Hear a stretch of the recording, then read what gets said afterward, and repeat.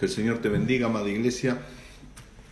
Que tengas una muy maravillosa buena noche. Acá estamos en Ushuaia, Tierra del Fuego, Argentina. Un saludo para todos los que se están conectando en el nombre de nuestro Señor. También saludo para los hermanos en Europa que nos ven por diferido por una cuestión de diferencia horaria. Y aprovecho la oportunidad para saludar a toda la iglesia en Estados Unidos, también la iglesia de Ecuador, la iglesia de Brasil.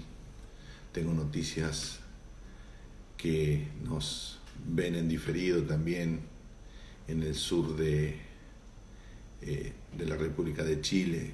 Un saludo maravilloso a todos los hermanos. Puerto Montt, Punta Arenas, Puerto William, una zona que también se está predicando la palabra de Dios. Alabado sea el Señor. ¿Quién manda saludos? Josué Bunster. Josué, hijo, que el Señor te bendiga. Mariana. Mariana de La Plata. No, de Mar del Plata, no. De La Plata. De La Plata. Mariana, mucha plata. Brenda de San Justo. Brenda, bendiciones en el nombre del Señor. Bendiciones a San Justo. Nadia desde Buenos Aires. Amén. Osvaldo y Esther desde Chivilcoy. Los bendigo, Osvaldo, Esther, en el nombre del Señor. Belén desde Escobar. Escobar, alabado sea el Señor. Henry Sole. Bendiciones, familia, en el nombre de Jesús. Ana Bellotto. Vamos rápido y fuerte. Marianela. Mari, que el Señor les bendiga. Esteban David González. Amén. Esteban David González, Jimena. de la metrópolis del Pipo. Jimena desde Chile. Santiago. Amén. Jimena, bendiciones, bendiciones. Emilce de Buenos Aires. Gloria a Dios, gloria a Dios. Desde Granburg de Buenos Aires. Desde Puerto Montt, Chile. Wow, wow, Puerto Montt, qué maravilloso, qué maravilloso. De Rivera, Uruguay. De Rivera, Uruguay. Red y su familia. Rebeca, bendiciones, bendiciones familia, familia Levinian en el nombre del Señor. Desde Uruguay, qué maravilloso país Uruguay, qué tranquilidad que hay ahí, qué hermoso. Las veces que fui a Uruguay la pasé tan bien. Agustinita y Joel. Bendiciones, Joel, Agustina, en el nombre del Señor, hijos, los bendigo. Sandra de Santiago de Chile. Sandra, bendiciones. Lamberto Enrique. Pili, bendiciones, bendiciones, Lamberto, bendiciones familia, en el nombre del Señor. Desde Quilmes, Buenos Aires. Un saludo a Marta, seguro que está mirando con Pili. Bendiciones desde Chile, Antonio y Claudia. Amén, amén, amén. Desde Córdoba, Pastor. Vamos a meterle ganas, meterle Bueno, ganas. ¿Qué pasa? pero Está vos dormida. empezaste- Mi secretaria vos ejecutiva empezaste- está dormida. ¿Qué pasa? Pero vos empezaste con la voz despacito. Es que empezamos lento para terminar rápido. Napoleón bueno. dijo, vestime despacito que estoy muy apurado. Iba a invadir Rusia. Cristian y Mariela Vanini. Amén, Cristian, Mariela. De San Antonio de Areco. Les extendemos la bendición desde Ushuaia, Tierra del Fuego. Los bendigo, hijos. Los bendigo en el nombre del Señor. Noelia, Isaac y familia. Oh, Noé, Isaac, bendiciones. Ceci Manzano. Wow, qué milagro lo que son estos medios. Qué bárbaro. Haber estado tan lejos. Miren, me he pasado la vida arriba de los aviones, de culto en culto, pero esto es maravilloso, es maravilloso. Miren, me pego un baño, me dejo el short, la chancleta, pero la parte de arriba bien arregladita, así bien arregladita y ya estamos, miren, ya estamos de culto. Desde San Antonio de Areco, Alan. Alan, bendiciones, bendiciones en el nombre del Señor, bendiciones para tu ciudad, en el nombre de Jesús. Norma de Alarcón de Buenos Aires. Norma, gloria a Dios. Desde General Villegas. General Villega. Dani Sánchez nos saluda. Estamos creyendo por General Villegas, mire. Vuelvo a mandar bendiciones a ciudad en el nombre de Jesús. General Villegas, qué manera, pueblo chico, infierno grande. Qué manga de sátrapas que hay ahí, ¿Cuántos colgados en la política? Vengo diciendo hace 15 años que si seguimos así en Argentina vamos a ser 44 millones de políticos. Tenemos que aflojarle a esto. Tenemos que orar, iglesia, orar muchísimo. Andrea manda saludos. Nos manda saludos Roxana de Buenos Aires, que ella trabaja en el la sobrina hospital de Morón. En sí, el nombre del Señor. Qué neonatología. testimonio, Rosy, con ese bebé. Alabado sea el Señor. Saludos desde Orlando. Y otro Ivy Agus desde Córdoba esperando que... Orlando, Estados Unidos, en el nombre de Jesús. Qué lindo lugar Orlando. Vamos a ir a visitarlos, hermanos. Déjeme terminar, señor. Bueno, está bien. Ivy Agus desde Córdoba esperando que nos quiere decir el Señor hoy. Amén. Convertidos y arrepentidos. Creo que ya estamos. ¿Ya estamos? Sí. Inventar un saludo más, ¿viste? Así vamos. Hola desde Ushuaia, señorita secretaria. Hola, ¿cómo les va, familia? En el nombre del Señor. Río Córdoba. Desde Río Córdoba, y ya te digo... Ya Río Cuarto, Río Tercero, Río Segundo, Río Primero. Ya dice Río... Algún río debe ser, Sí. río debe ser. Desde Córdoba, desde Orlando, ya. Dice la palabra de Dios en Mateo, capítulo 25, porque ¿cómo va a ser el final? Muchos se preguntan, ¿no? ¿Qué es lo que va a suceder? ¿Qué es lo que ha mirado el Padre, el Creador, nuestro Padre Celestial, en toda la desvolución que tuvo el ser humano? Porque si pensamos que el ser humano evolucionó, no evolucionó nada. Si usted mira una manada de monos, siempre va a haber un alfa, y ese mono, para poder gobernar la manada, agarra un palo o con las manos rompe ramas, hace mucho ruido.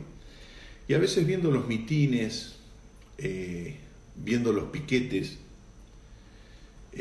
me hace acordar al comportamiento del simio, porque el hombre no sale del simio, el hombre es un simio en sí. Si nosotros agarramos un bebé y lo podemos trasladar 2 millones de años de atrás y lo metemos adentro de una caverna con un matrimonio cavernícola, sale un cavernícola. Costumbres, usos y gustos cavernícolas. Y si nosotros agarramos un bebé de 2 millones de años atrás y lo podemos trasladar hoy y lo metemos en un matrimonio contemporáneo y moderno, sale así. Quiere decir que el ser humano no ha podido evolucionar nada. Sigue con los mismos sentimientos, con la misma percepción de la vida y con los mismos valores. No ha cambiado nada. Parece ser como que ahora nosotros tenemos un poder judicial dentro de nuestra sociedad occidental y nosotros nos damos cuenta que no buscamos justicia cuando vamos a un abogado y entablamos una demanda, sino que lo que buscamos es venganza. Nosotros vemos que la sociedad como está la sociedad hoy. Yo puedo hablar de mi Argentina, que hace, en estos últimos 20 años, por eso hablo de la política como hablo, ¿no?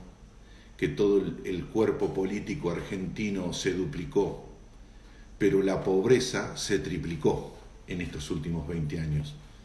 Quiere decir que hay algo que va manifestándose en el ser humano como una condición en la cual Dios va a tener el juicio sobre ella. Esto lo dijo nuestro Señor. Dice la palabra de Dios en Mateo capítulo 25, verso 31.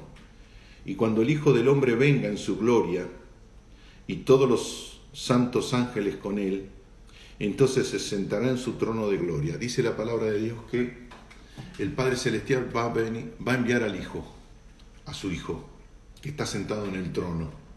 Apocalipsis capítulo 4. Y dice la palabra de Dios que Él va a venir con todos sus santos ángeles. Mateo capítulo 24 dice esto: e inmediatamente después de esta tribulación de aquellos días, el sol se oscurecerá, la luna no dará su resplandor, y las estrellas caerán del cielo, y las potencias de los cielos serán conmovidas. Entonces aparecerá la señal del Hijo del Hombre en el cielo, entonces lamentarán todas las tribus de la tierra y verán al Hijo del Hombre viniendo sobre las nubes del cielo con poder y gran gloria. El mismo texto que estábamos leyendo en Mateo capítulo 25, verso 31, la gloria del Señor se hará manifiesta. Y dice la Biblia, y enviará, en Mateo capítulo 24, verso 31, y enviará a sus ángeles con gran voz de trompeta, y juntarán a sus escogidos de los cuatro vientos, desde un extremo del cielo hasta el otro. Y de la higuera aprended la parábola: cuando ya su rama está tierna y brotan las hojas, sabéis que el verano está cerca. Así también vosotros, cuando veáis todas estas cosas, conoced que está cerca a las puertas. De cierto os digo que no pasará esta generación hasta que todo esto acontezca. El cielo y la tierra pasarán, pero mis palabras no pasarán. Pero el día y la hora nadie sabe, ni aun los ángeles de los cielos, sino solo mi Padre. Mas como en los días de Noé, así será la venida del Hijo del Hombre. Porque en los días antes del diluvio estaban comiendo y bebiendo, casándose y dándose en casamiento, hasta el día en que Noé entró en el arca. Dice la palabra de Dios que el ser humano tiene algo metido dentro de su identidad, dentro de su personalidad. Y nosotros lo venimos transmitiendo desde el momento que el hombre estaba en el paraíso. Dios, en el momento de pesar cada corazón y de cada acto, lo va a pesar a través de la actitud de la persona, cómo se comporta en la vida y cómo se para frente a ella. Porque indudablemente hacer lo correcto es lo que marca la diferencia. En estos tiempos, hacer lo que Dios puso en su palabra, eso es lo que edifica, lo que construye y lo que restaura. Dice la Biblia, y cuando el Hijo del Hombre venga en su gloria y todos los santos ángeles con él, entonces se sentará en su trono. Cuando Dios se sienta en el trono es para juzgar. ¿Qué es el equilibrio? Es el punto cero. Nosotros sobre la tierra no tenemos punto cero, no existe el punto cero. El cero de gravedad, el cero de temperatura, el cero de medida no existe, porque dentro de ese cero hay otro cero. Quiere decir que no hay exactitud con respecto a la medida que nosotros tenemos. Nosotros le pusimos milímetros, centímetros, pulgadas, y pusimos letras A, B, C para la comunicación. Pero esa comunicación y esa medida del espacio, nosotros no la manejamos bien. De hecho, que el latino no maneja bien el espacio. De hecho, que hacemos ascensores que son 1,20 m por 1,20 m y subimos 20 latinos adentro del ascensor. De repente, 2 latinos van en sentido diferentes por una vereda, la vereda es anchísima, pero siempre termina chocándose. Quiere decir que el latino la medida a veces no la sabe manejar bien.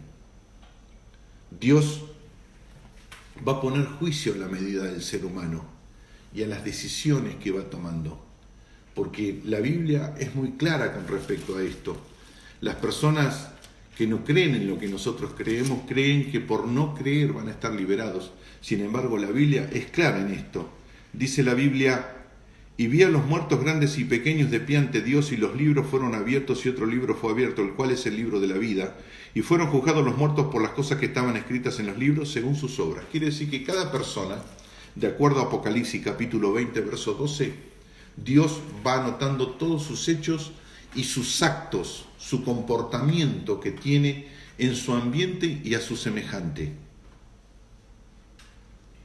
Y dice la Biblia, en el texto que estábamos leyendo, en Mateo capítulo 25, verso 31, que Él se va a sentar en el trono. Cuando el Señor se sienta en el trono, es el Demas. El Demas es una silla que utilizaban hace 2000 años los jueces, y cuando ellos se sentaban ahí, se olvidaban de lo personal, y la justicia lo llevaba. De hecho, que un juez, cuando cometía prevaricato, le cortaban la cabeza en esa época, emitía un juicio justo. ¿Qué significa prevaricar? Prevaricar es que yo tengo conocimiento que algo no se puede hacer y yo obvio esa verdad y lo hago. Eso es prevaricación. Si un juez hoy, un garantista, agarra a un violador y lo saca de la cárcel, el juez está prevaricando porque ese hombre violó el espacio, el espíritu y el físico de un ser humano. Por eso dice la palabra de Dios que el Señor se va a sentar en su trono. Pero ¿qué es lo que va a juzgar? Fíjense, verso 32. Y serán reunidas delante de él todas las naciones, y apartará los unos de los otros, como aparta el pastor las ovejas de los cabritos. Quiere decir que Dios, nuestro Señor, va a dividir las ovejas de las cabras. Las ovejas es el pueblo de Dios, y las cabras son los que no son el pueblo de Dios. Y dice la Biblia, y pondrá las ovejas a su derecha y los cabritos a su izquierda.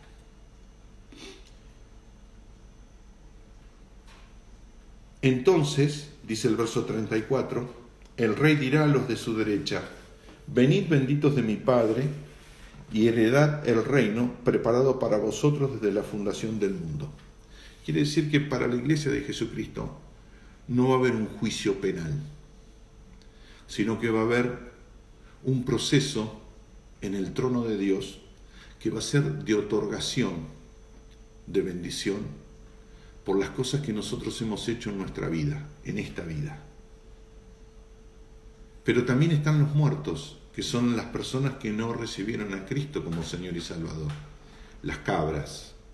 Y dice la Biblia, entonces el rey dirá a los de su derecha, verso 34 de Mateo capítulo 25, venid benditos de mi Padre, y heredad el reino preparado para vosotros desde la fundación del mundo. Porque tuve hambre y me diste de comer, tuve sed y me diste de beber, fui forastero y me recogiste, estuve desnudo y me cubriste, enfermo y me visitaste, en la cárcel y viniste a mí. Entonces los justos le responderán diciendo, Señor, ¿cuándo te vimos hambriento y te sustentamos, o sediento y te dimos de beber? ¿Y cuándo te vimos forastero y te recogimos, o desnudo y te cubrimos? ¿O cuándo te vimos enfermo o en la cárcel y vinimos a ti? Y respondiendo el rey les dirá, de cierto os digo, que en cuanto lo hiciste a uno de estos mis hermanos más pequeños, a mí me lo hiciste. Entonces dirá a los de su izquierda, apartados de mí, malditos, al fuego eterno preparado para el diablo y sus ángeles. Qué palabra fuerte esta, qué palabra dura, qué tremendo, qué choqueante es la confrontación. Y personas que creen que por sus perfiles y sus rasgos de bondad tienen asegurado algo. Fíjense lo que es el engaño de la religión. ¿Cuántos religiosos creen que van a tener salvación por los actos que ellos tienen? Cuando en realidad la salvación viene por la sangre de Jesucristo. O sea que mérito no hubo alguno. No es por las cosas que nosotros hacemos, llegamos al reino de los cielos y tenemos el acceso a la vida eterna, sino que es por la sangre de Jesucristo de Nazaret.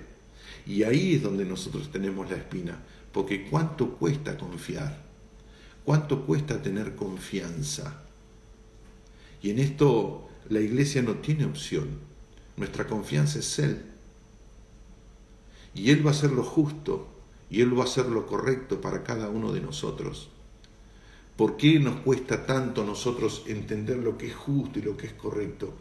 Y porque estamos viviendo en un mundo completamente entenebrecido, un mundo chueco, un mundo que hacemos cosas totalmente ilógicas y le ponemos nombres lógicos. Yo vi a un presidente de una nación poderosa, fuerte, de primer mundo, como se dice, leer el Salmo 23 sobre los escombros de un par de edificios, y a los 21 días de ese sermón, de ese Salmo 23, fue a un país y despedazó todo, que hasta el día de hoy todavía no se sabe cuánta gente murió. Y estoy hablando de Estados Unidos e Irak. Fíjense cómo hoy Israel está tratando a los palestinos, independientemente, yo no soy musulmán ni palestino, pero cómo le hicieron una muralla gigantesca, y el mismo gueto que les hizo Hitler a ellos se lo hicieron a los palestinos, y se están reventando de hambre los palestinos. O sea, fíjese el ser humano como es, fíjese lo que está pasando en África. Nosotros en India tenemos seres humanos que ya tienen 4 o 5 generaciones de vivir en la calle, viven en la vereda, se casan, se dan en casamiento y tienen hijos, pero siguen sin casa, en casas de cartón, viviendo en las veredas. Fíjese cómo con la tecnología que hoy tenemos, como empresas de Satanás como el narcotráfico, el tratante de blancas, son de las empresas más exitosas. De hecho, que el narcotráfico hoy en su economía ya son grandes multinacionales y manejan de repente capitales que son superiores, como por ejemplo el cartel de Sinaloa está manejando casi su presupuesto en un 20% superior a la economía del estado de California. Para que usted se dé cuenta, el estado de California mueve en el año la economía de todo el continente americano, de todo el continente latinoamericano, perdón. De esos dineros estamos hablando. ¿Y cómo es que eso se utiliza para la opresión y la esclavitud de las personas? Fíjese los grandes mercados de dinero, cómo someten a la persona y cuánta indiferencia hay del que tiene al que no tiene. Y cuánta indiferencia hay del que no tiene al que tiene, que le quiere quitar todo. O sea, es uno contra otro, y es una batalla campal de lógicas y razones humanas. Dice la palabra de Dios: entonces dirá también a los de la izquierda: apartaos de mí, malditos, al fuego eterno preparado para el diablo y sus ángeles, porque tuve hambre y no me diste de comer. Tuve sed y no me diste de beber. Fui forastero y no me recogiste. Estuve desnudo y no me cubriste.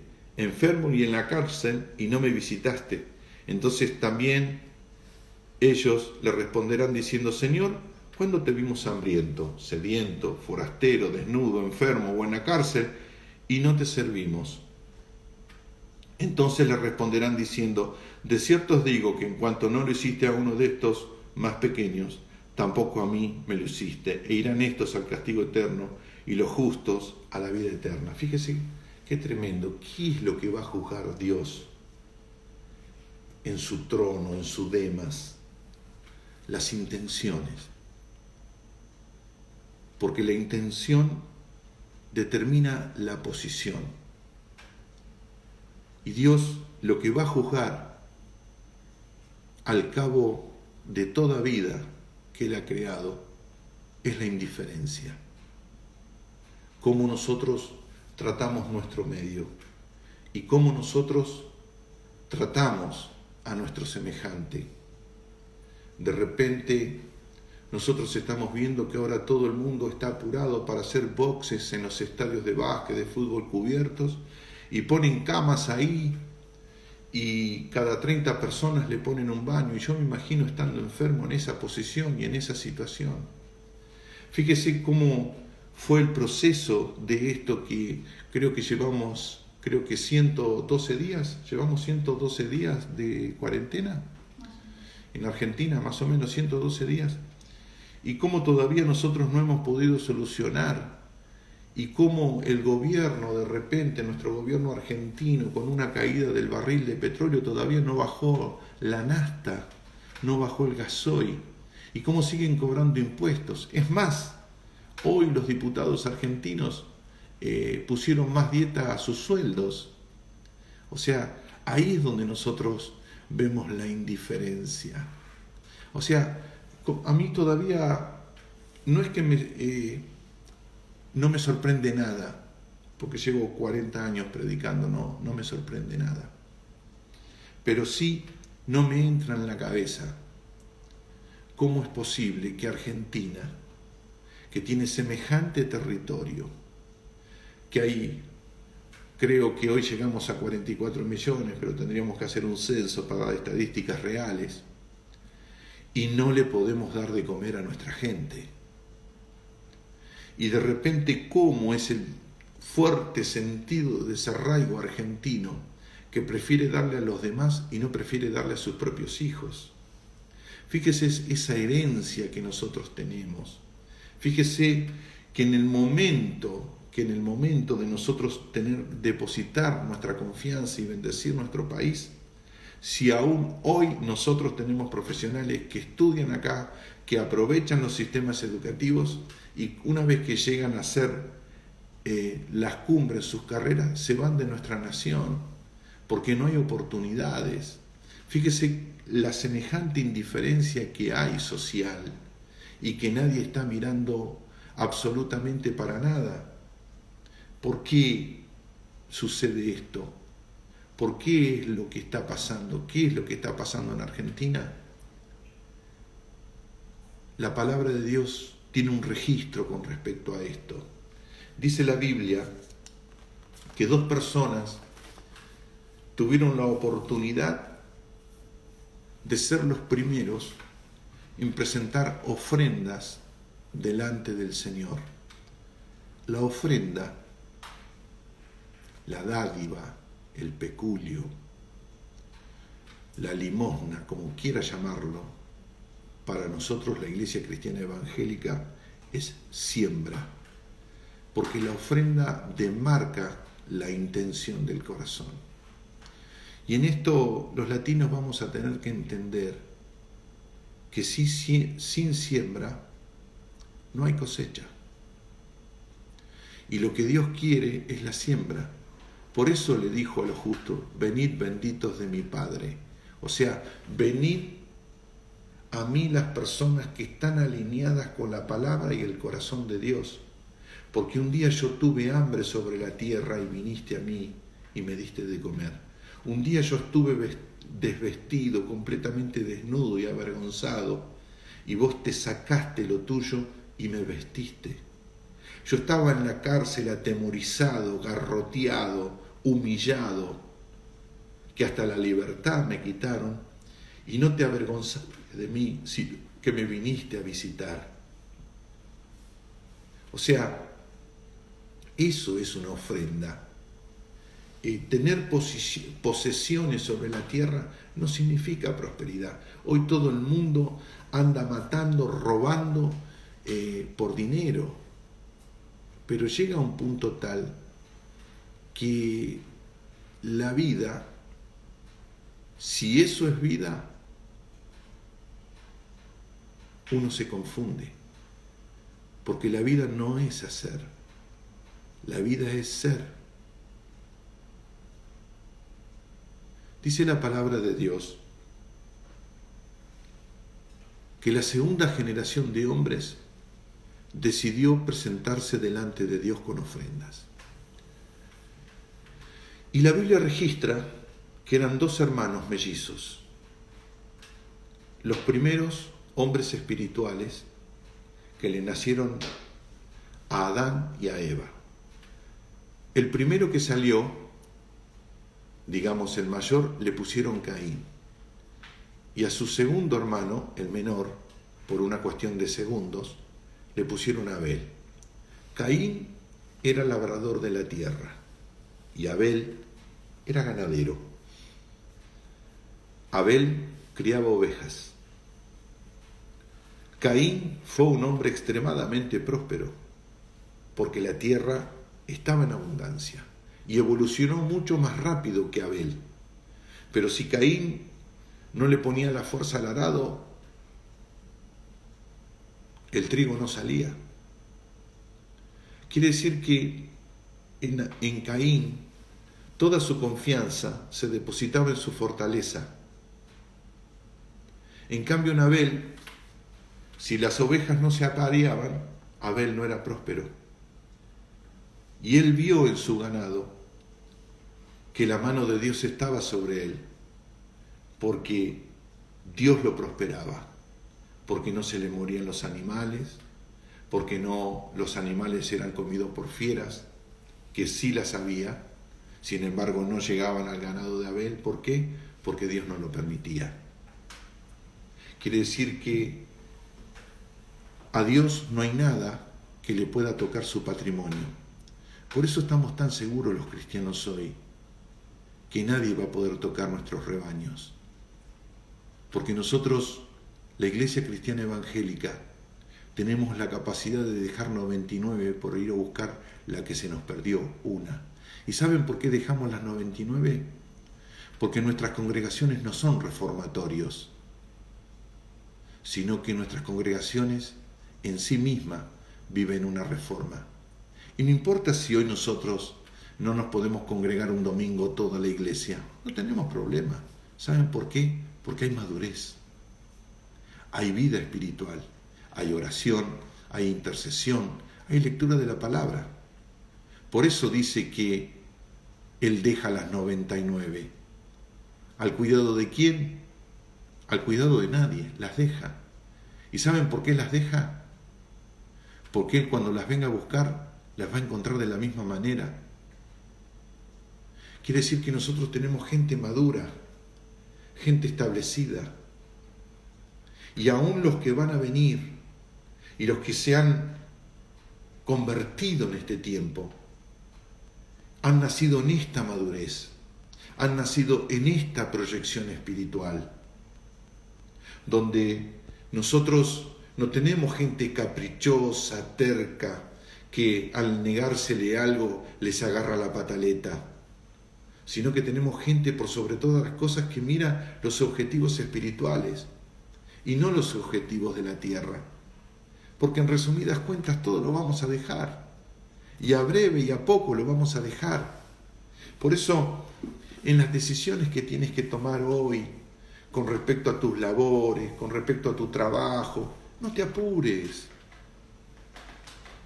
no te adelantes, que no vaya la ansiedad caminando delante tuyo, Iglesia de Jesucristo. Sé sobria. El Señor nos manda a tomar las mejores decisiones, pero desde el ángulo de la madurez. Porque ¿qué es lo más importante hoy? ¿Granjear la tierra o llevar personas a los pies de Jesucristo? ¿Qué es lo más importante hoy? ¿Estar en el lugar que me gusta o hacer la voluntad de Dios? ¿Qué es lo que nosotros tenemos que hacer? Dice la palabra de Dios: y aconteció, andando el tiempo, Génesis capítulo 4, verso 3, que Caín trajo del fruto de la tierra una ofrenda a Jehová. O sea, trajo su esfuerzo. Él en su momento quizás llevó 1 tonelada de trigo, media tonelada de cebada, 4 o 5 cajones de zanahorias, llevó frutas, pero todo eso salió del sudor de la frente de él. Y él pensaba que en el volumen que él presentaba esto, era el volumen de su salvación. Caín estaba viviendo una religión.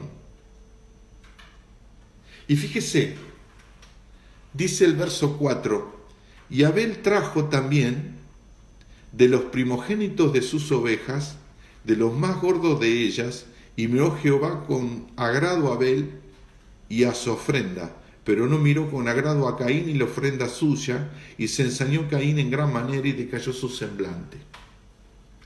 Nosotros vemos dos personas acá, que se presentan delante del Señor con su siembra. Uno con una actitud y otra con otra actitud. Caín divorció de su ofrenda, de su siembra, darle lo mejor a Dios con todo su corazón. Pero Abel dijo esto frente a su rebaño: voy a presentarme con una ofrenda delante de Dios. ¿Qué es lo más importante para mi Padre, mi Dios? Lo que le llevo yo, no soy yo. Pero ¿qué fue lo que consideró Abel? ¿Su semilla? No. La tierra donde estaba poniendo su semilla. Porque para que haya una siembra, para que haya una verdadera ofrenda, es tan importante la semilla como la tierra donde la ponemos. ¿Sabes por qué muchas veces sembraste, iglesia, y no obtuviste resultado? Porque sembraste junto al camino, porque sembraste encima de las piedras, porque sembraste entre medio de zarzas, y eso ahogaron y mataron tu siembra. De ahí es la importancia donde hoy la iglesia tiene que sembrar. De ahí es la importancia en lo que hoy la iglesia debe hacer, no que tiene, sino debe. Por tanto, dice la palabra, id y haced discípulos a todas las naciones, bautizándolos en el nombre del Padre, del Hijo y del Espíritu Santo. ¿Qué hizo Abel? Pactó con Dios. ¿Pero dónde pactó? Frente a su rebaño. Dice la palabra que él miró a todos los machos del rebaño y dice que escogió el mejor. Tranquilamente se podía haber parado como Caín, haber agarrado todo el rebaño de ovejas completa y haberlo llevado delante de Dios. Pero la Biblia es clara. Verso 4 dice: y trajo también de los primogénitos de sus ovejas de lo más gordo de ellas. De lo más gordo.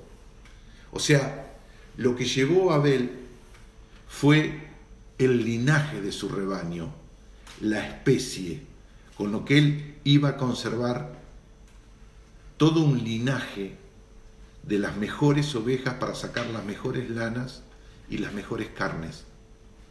Abel sabía que iba a sacrificar esa oveja delante de Dios y que esa ofrenda, esa semilla era única. ¿Sabes cómo se llama eso? Extralimitación. ¿Algún día te extralimitaste? Iglesia de Jesucristo, a toda la iglesia. No solamente a la iglesia que tenemos aquí en Ushuaia, Tierra del Fuego, sino yo estoy hablando a toda la iglesia mundial. Nos hemos extralimitado en lo que Dios nos ha mandado a hacer, o simplemente hicimos y cumplimos para decir: soy hijo de Dios. Y si esto no es así como lo hablo, ¿por qué está el mensaje a la iglesia de la Odisea? Que dice que la iglesia de la Odisea era grande, que la iglesia de la Odisea era próspera, pero tenía un problema, que ella, en el fragor de su crecimiento y en la evolución de sus frutos, se equivocó. Por eso la Biblia dice: y escribe al ángel de la iglesia de la Odisea, aquí el amén, el testigo fiel y verdadero, el principio de la creación de los cielos. Apocalipsis capítulo 3, a partir del verso 14, dice: yo conozco tus obras, el 15, yo conozco tus obras. Si conozco tus obras, conozco lo que haces, conozco el pensamiento con lo que vos hacés y conozco la intención con la cual te parás delante de mí. No se engañen.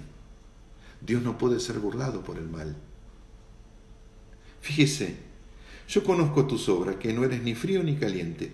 Ojalá fuese frío o caliente, pero por cuanto eres tibio y no frío ni caliente, te vomitaré de mi boca, porque tú dices: yo soy rico y me he enriquecido. Y esa es la iglesia hoy, la iglesia multitudinaria, la iglesia gigantesca.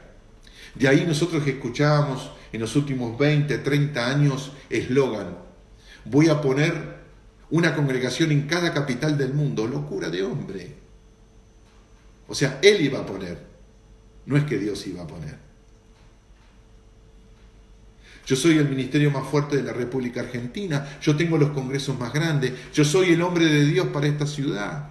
¿Y que todos los demás son homosexuales? Es el único hombre.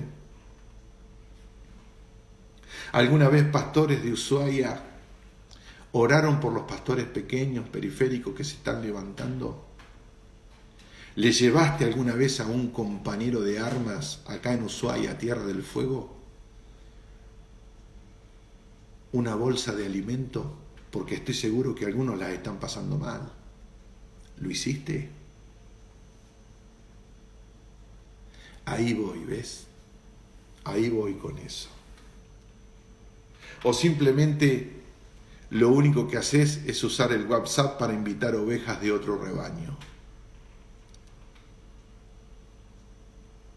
Nosotros acá en Ushuaia, y lo digo y lo ventilo porque yo no voy a tapar pecado, hay iglesias que no reconocen el bautismo por agua que otras iglesias cristianas evangélicas hacen, sino que los rebautizan. ¿Saben por qué? Porque cobran el bautismo.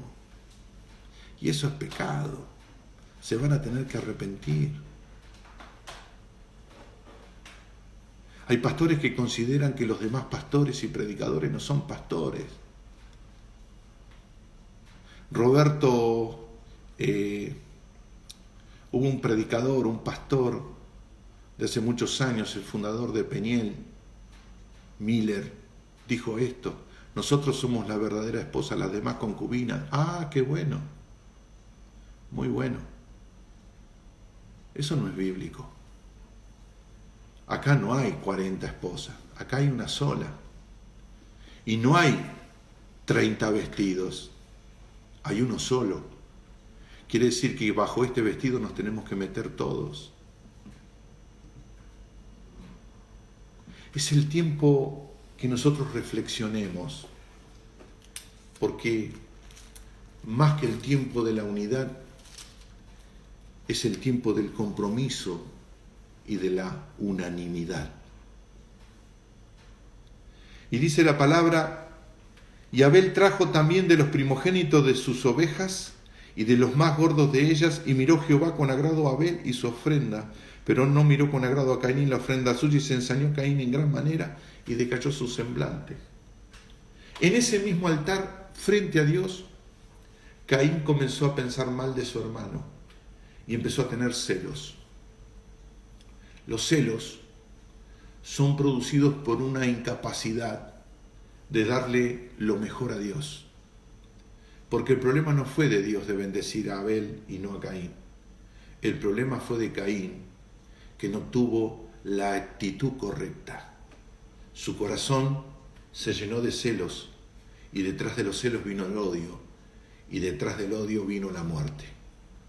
Porque dice la palabra: y dijo Caín a su hermano Abel: salgamos al campo. Y aconteció que estando ellos en el campo, Caín se levantó contra su hermano Abel y lo mató. O sea, la muerte era una cuestión de consecuencia. Pero fíjese lo que anotó Moisés en esta revelación que Dios le dio desde el principio de la humanidad, el principio de la familia. La clave de todo este pasaje, de lo que estoy hablando, está en el verso 9. Y dice: y Jehová dijo a Caín: ¿dónde está tu hermano Abel? Y acá quiero hacer un alto. Dios no necesita información. Primero que Dios no informa. Dios tiene un estado de gobierno. Y cuando Dios da y delega al ser humano, lo forma, no le informa, lo forma. Dice la Biblia que Dios hizo una pregunta: ¿dónde está tu hermano Abel? Él no estaba buscando información, estaba buscando recapacitación en Caín. él agarró a su hermano y le dijo: Abel, vamos al campo. Vamos al campo. Muchas veces yo me vi en esa situación, que me han invitado a naciones, y cuando Dios me dio la voz para ellos, a ellos no les gustó y me han echado de esas naciones.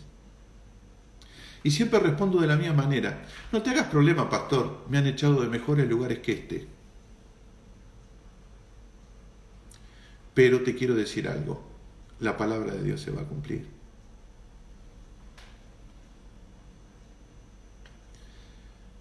Nunca te han dicho: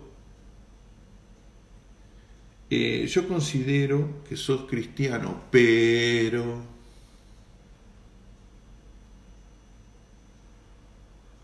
Dice la Biblia que Dios dijo: ¿dónde está tu hermano Abel? Hoy le digo a la Iglesia Mundial: ¿dónde están nuestros hermanos? ¿Dónde está toda nuestra gente que pasó por nuestros salones? ¿Dónde están todos los matrimonios que Dios te dio para servir? ¿Los has conservado o se han alejado de ti porque estabas en una carrera infernal por un objetivo? ¿Sabes que hay una gran diferencia entre un padre y un líder? El líder va adelante, se traza un objetivo, y si tiene que matar medio pueblo por ese objetivo, lo hace. El padre no. Él dijo: yo soy el buen pastor, mi tierra es tierra de rebaños. ¿Y sabes qué? El pastor nunca va delante del rebaño, sino que va atrás. Y son los perros que el pastor va guiando por silbidos, que va llevando el rebaño. ¿Y sabes por qué el pastor va atrás con su caballo? Porque si hay una oveja herida, él se baja del caballo, sube la oveja herida arriba del caballo y la lleva hasta que pueda caminar.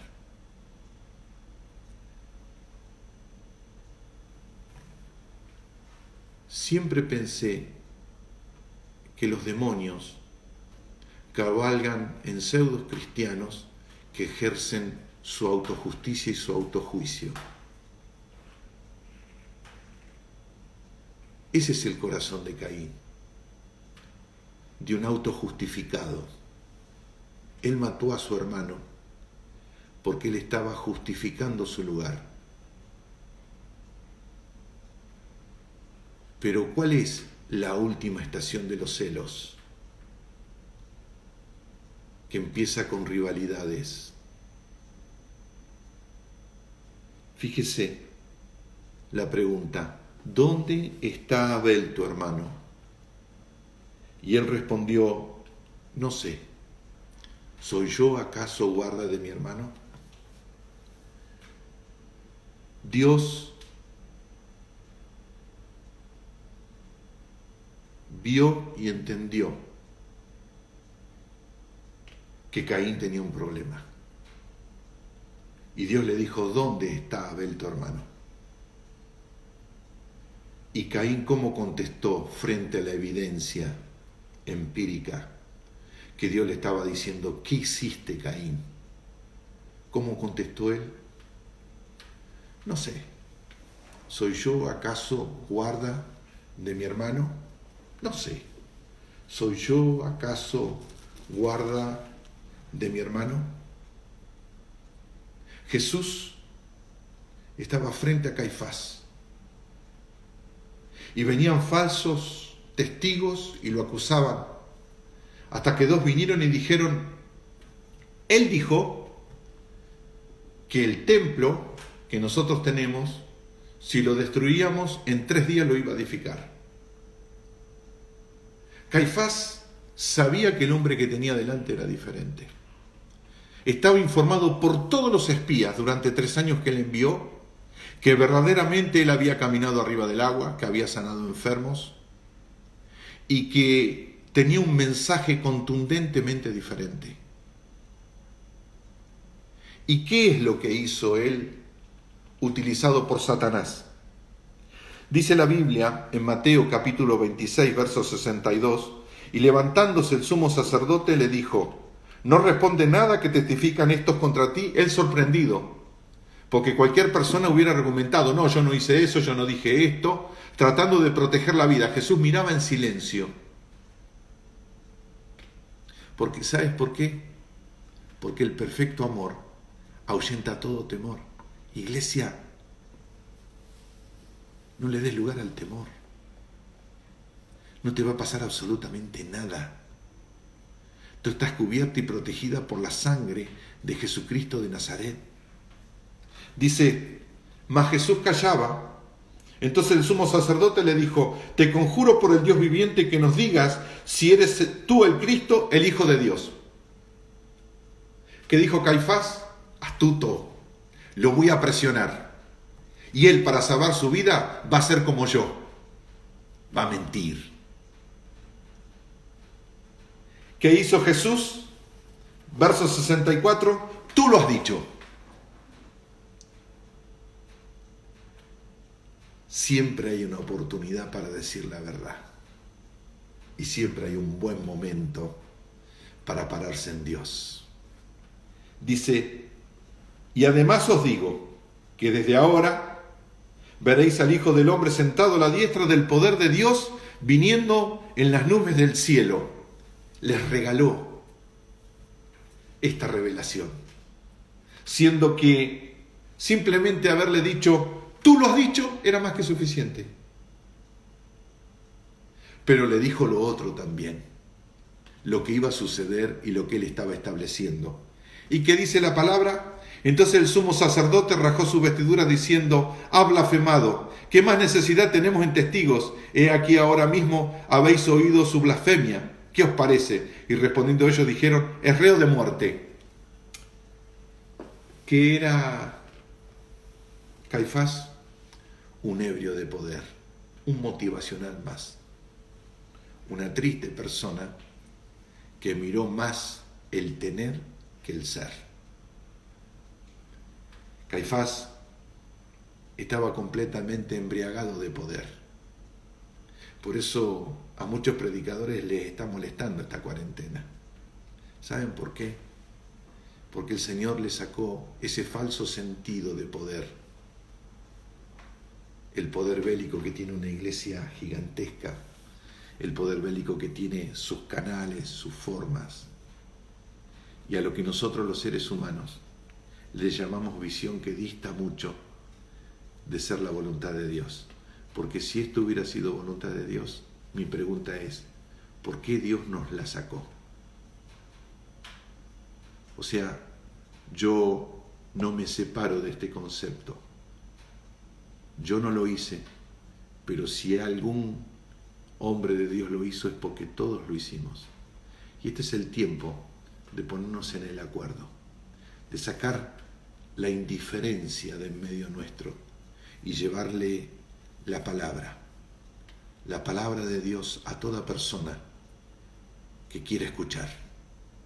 Dice la Biblia: por tanto, id y haced discípulos a todas las naciones, bautizándolos en el nombre del Padre, del Hijo y del Espíritu Santo.